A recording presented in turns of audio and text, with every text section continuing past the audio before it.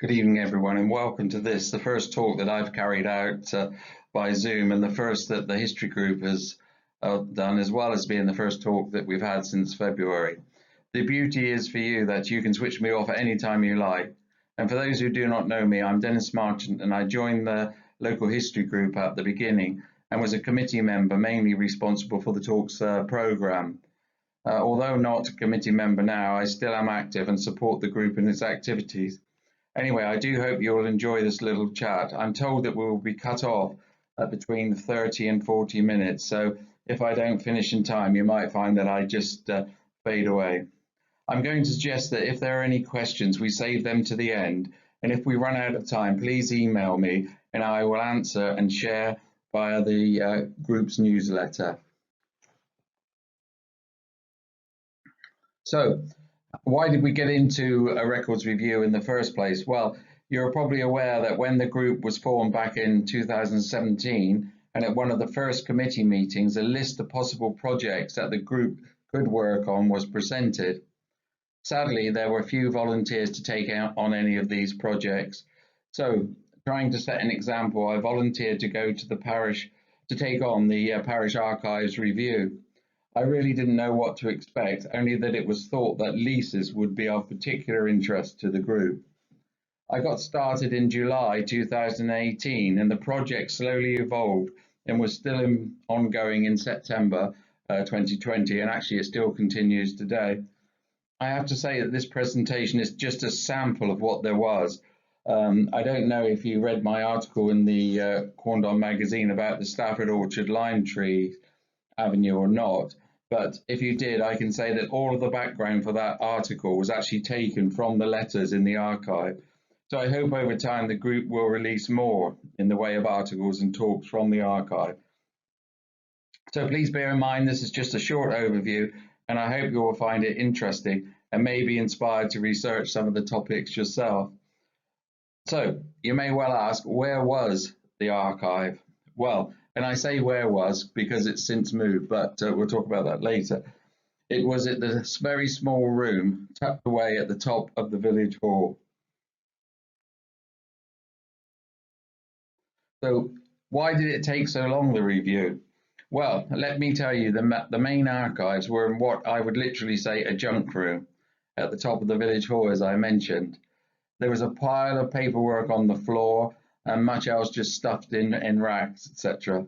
I was on my own and thought that I could plod along slowly. I was quite happy with that at my own pace. However, like all plans, they change. First of all, the council became aware of the Data Protection Act, which meant that much of the correspondence held on file had to be redacted or shredded. Then a member of a local family, the Swains, that used to live in Quorn, had contacted the parish office to say that they had a large collection of photographs of Quorn and of coach trips that had been organised by the family, and would the council like to have these pictures, otherwise they would be disposed of. And of course, we had over 1,000 of those pictures arrive, which I'll tell you about in a moment. And of course, then the council decided to move the parish office, and the room had to be cleared, and that was it.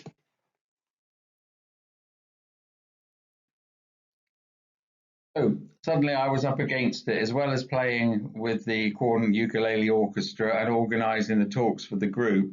I was also chair of the council at the time, and I was quite snowed under with what to do, with things to do. But luckily, being chair of the council, the clerk had agreed for me to take some of the files and things home to sort through in my own time.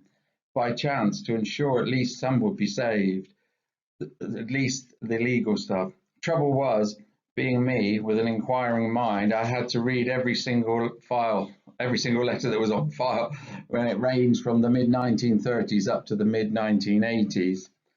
I knew I had to record and document what I had, so I invented my own filing system, which is not good. Now I look back on it, I really needed an expert, and I certainly wasn't one, of how to file things. But I do have a crude system, and I can find my way around it, which basically are split into documents, artifacts, and letters. It was, however, mine idea and the committee's aim, it was mine and the committee's aim to make as much of what was there to be available to everybody in the village and elsewhere. So much has been sent to the Village Online Museum. Remember Corn has some of the website has the photos, and many of the books have gone to the library. In addition, much has been released to the public via the group's own Facebook page and Instagram pages. In addition, some of the information has been incorporated into articles which have gone into the Corndon Village Life magazine and also into the members' newsletter. I just mentioned that the Swain photos, family photos, arrived. When they did arrive, they were in fact not photos at all. There was only one photo. The rest were slides, and as I say, there were over 1,000 of them. So I spent at least a week transferring them onto the digital basis, and as best I could. And then I was about halfway through when another member of the family contacted the parish office to say that they didn't agree with the slides coming to the parish office and they wanted them back. It was obviously a family internal dispute. So I had to work doubly hard to make sure they were all copied before somebody from the family came round and collected them. And it's a good job that we did manage to get them digitalised, because they provide a good record of Corn in the 70s and include shots of the cricket club, carnivals that were held, and coach trips, and of course the inevitable Corn floods.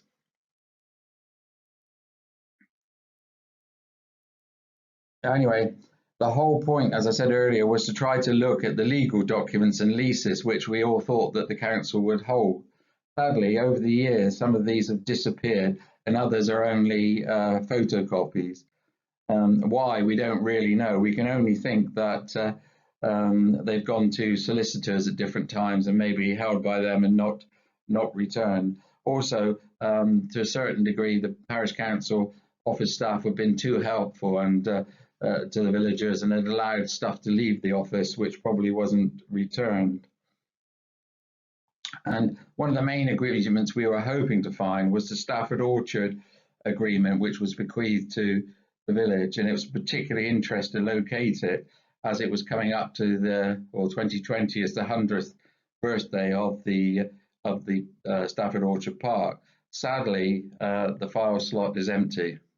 However, thanks to us putting out a call, one of the villagers, Ivan Bexon, who had been a councillor at the time, did have a photocopy of the indentured document.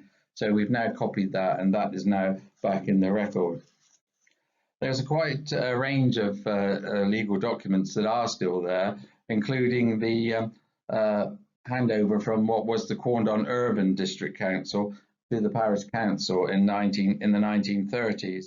And there are cash books and highway repair records, and the transfer of the Swine Green area, which was transferred to the Parish Council in 2009. There's also what is shown here. I don't know if you can see it too well, but it is the initial plan for what was then, in 1968, a new idea to have a car park in Station Road.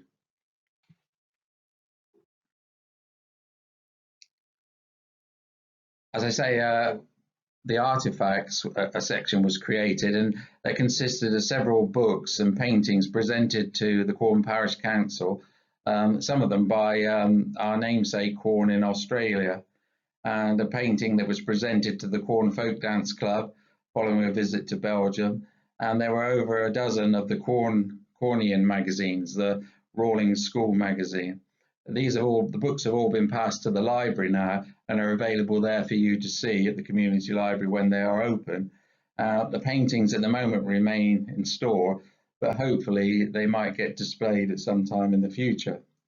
We also found there of interest a booklet, which was of Corn Footpaths, and it transpires it had been produced by David Hopkins, who was a sixth form student at Rawlins in 1984. And we believe it was part of his A-level studies. Interestingly and sadly, whilst researching David, we found that he had tragically drowned in Uzbekistan in September 2011, age 44. His parents, Bill and Jenny, still live in Corn, and they were really pleased to have his work saved, which it is now, and is placed on the village online museum for you to have a look at. To me, a couple of finds which I was really interested in were these embossing presses that you see on the right-hand side here. These were also in the Artefacts section, along with posters and awards plaques. Of these presses, these embossing presses, one has a stamp that reads the seal of the Cordon Urban District Council, and an attached maker's plate, which is G. Doublé, manufacturer, 14 Sergeants Inn, Fleet Street. The other stamp reads simply the Corndon Village Hall Company Limited. So following the 1894 Local Government Act of Parliament, the Corndon Urban District Council had been established, and that existed until dissolved under the Local Government Act of 1933, when it was replaced, as we know, by the Corndon Parish Council in 1936. The Corndon Village Hall was opened in 1889, and one assumes this is when this the date stamp came into being.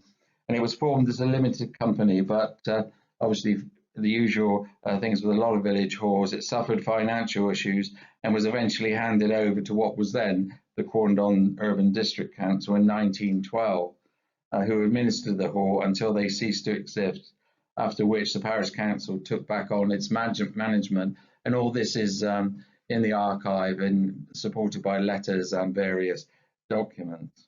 There are also some village hall entertainment posters and a number of award plaques, all still in store.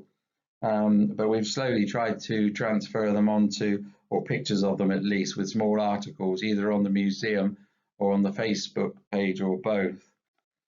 The council had worked in this, particularly in the 90s, were granted a lot of awards, often for the best village competition and the most environmentally friendly village, and various other. Also, this one here that you can just see in the background was actually awarded from by NELC, the National Association of Local Government, to the Parish Council, who won the Best Council Award, Best Parish Council Award in the country in 2002.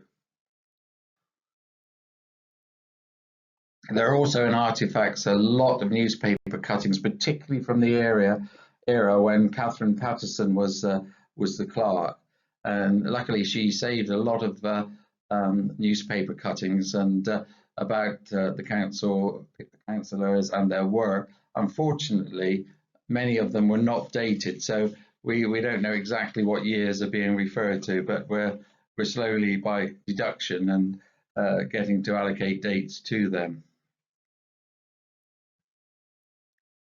When we come to letters, obviously there are a lot of letters, and luckily for us in those days, they didn't have computers. There were no emails, no social media. So the main way to communicate between people was, of course, via letter. And having these is just gives you real insight into the village between the 1930s and 1980s. However, during that time, the three main issues, which are still around today, seem to have been speeding through the village, housing, and burial spaces. However, things were not quite, the subject matters flipped from importance to how they are today. Today, speeding is seen as something that should be curtailed. However, in 1960, the Corn Parish Council then objected to any speed limits in the village, saying that if cars, they didn't see a necessity to slow cars down, and they didn't see it as a problem at all, and that all the councillors, except for one, voted unanimously to recommend to the county council that there be no speed limit. And then later the county came back and proposed 30-mile-an-hour limits, and the council again objected, but in the end a compromise came about, and they recommended that they would accept a 40-mile-an-hour limit.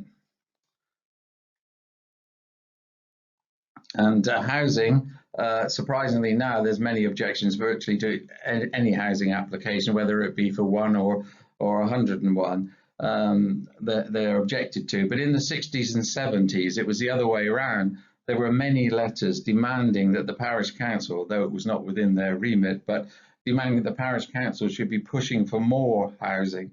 especially affordable housing. This has resulted in many of what were classed as the workers' cottages at the Bank, Church Lane and High Street areas having been demolished but not replaced.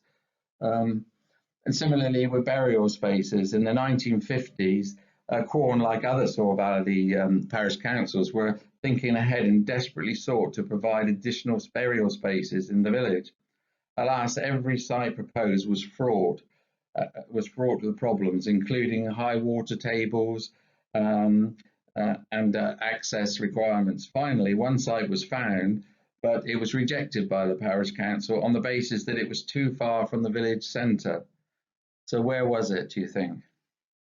Well, it was in the field, which is next door to the Great Central Railway station. Now, of course, the roads approaching from the village are built up, but then they were just open countryside.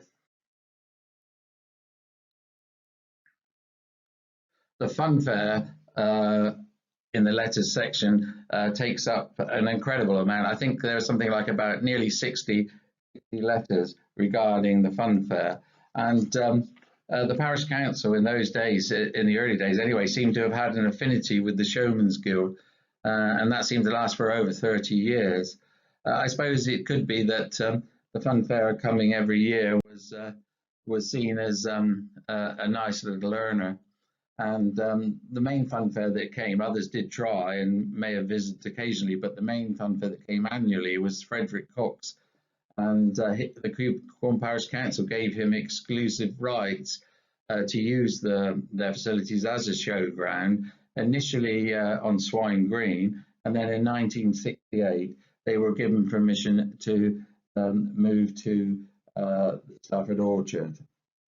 And obviously they paid renewal fees to the parish council and had an agreement, as we say, to be there. And they paid the parish council in 1935 for the next 5 years. They paid £40 a year, and it was also part of the agreement, strangely enough, that Mr. Fox would give an organ recital each wake Sunday. Now, whether that was a funfair organ recital or a recital in the church, I wasn't sure, but I do know that in 1968 we did. It's in the records that from 1968 there was a joint. In 1968 there was a joint services, a church service held in the Dodgems Arena, led by the Reverend Everett. And in 1985, we know that the funfair was paying the council £135 or sorry, £135 a year to use the facilities.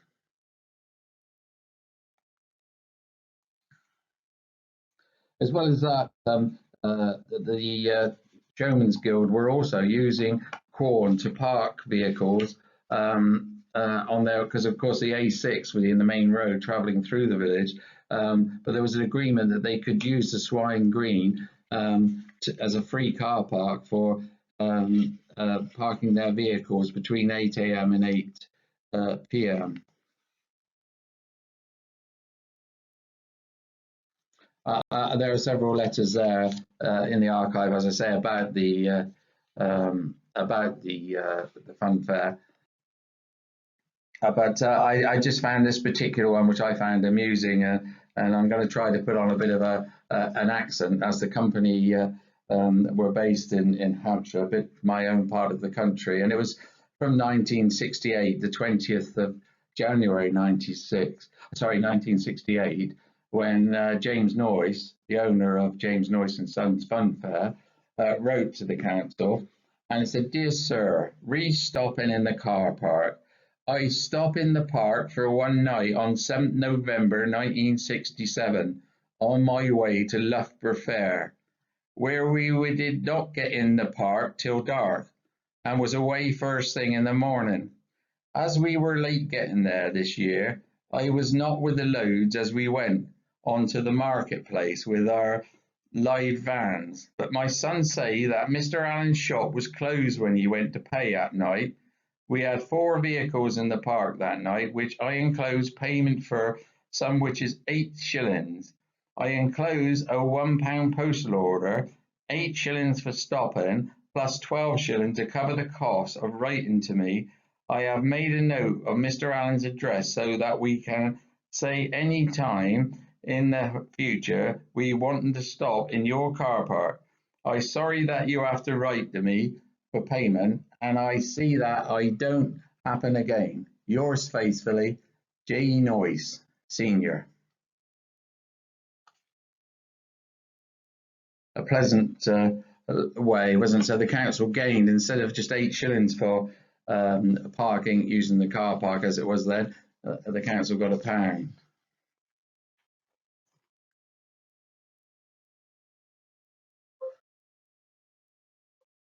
So moving on to what I've called the Village Hall affair, this has taken up end of letters, I lost count, and legal proceedings legal people were advised, and it still continues to this day.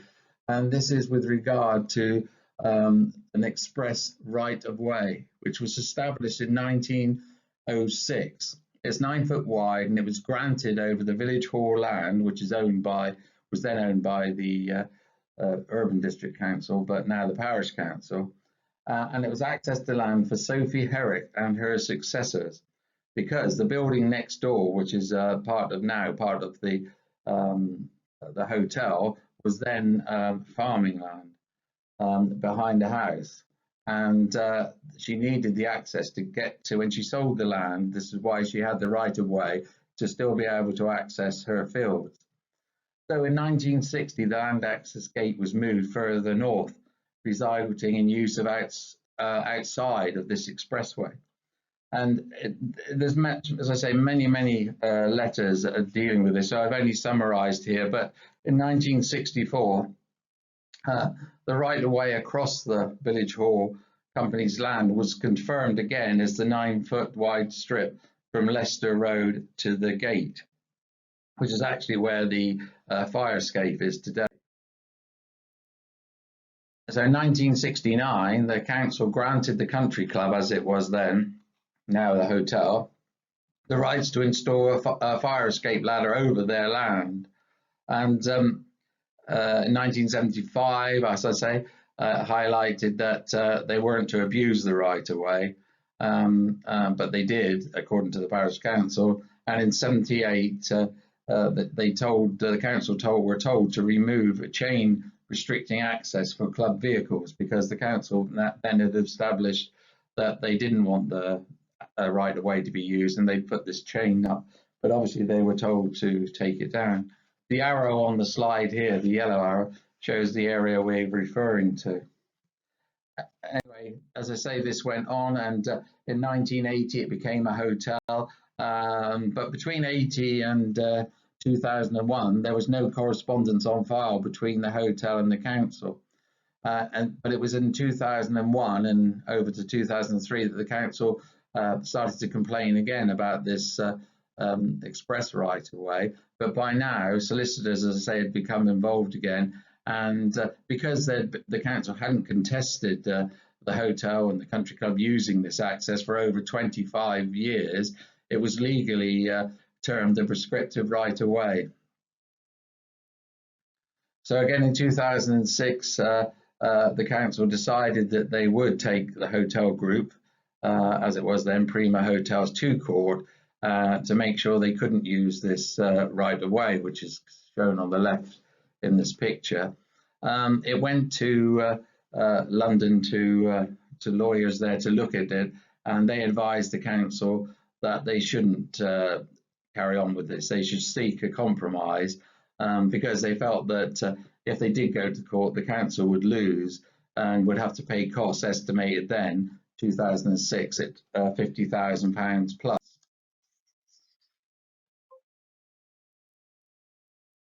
But they've still continued to try to sort this matter out, and as far as I'm aware, it is still open today. So, ladies and gentlemen, that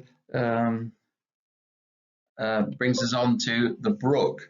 This is another contentious area and has been over the years. So who was responsible and who wasn't took up a lot of correspondence, 82 letters, as you see there, between 1938 and 1952. I'm conscious of time, so I'll speed up a little bit here, but there was a dispute between the parish council, the Wrights Mill, who were constantly accused of silting up the river and also the brook, and also this is the brook that runs through the park today and through the village, for silting up the waters and for taking the water indeed to use in their factory, in their dye works. And they were always very reluctant to pay for clearing of the brook. So inevitably, I think the council ended up paying for it and trying to claim the money back. Luckily for the landowners, because it was not just Wrights, there was other families whose properties bordered onto the river who were also billed and also wouldn't pay. But in 1944, prisoners of war who were based in the area were brought in to clear the brook.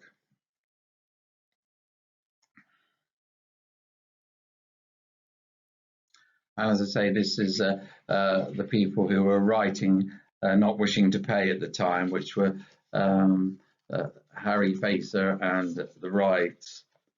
Facers owned the property, which is Hawleys now.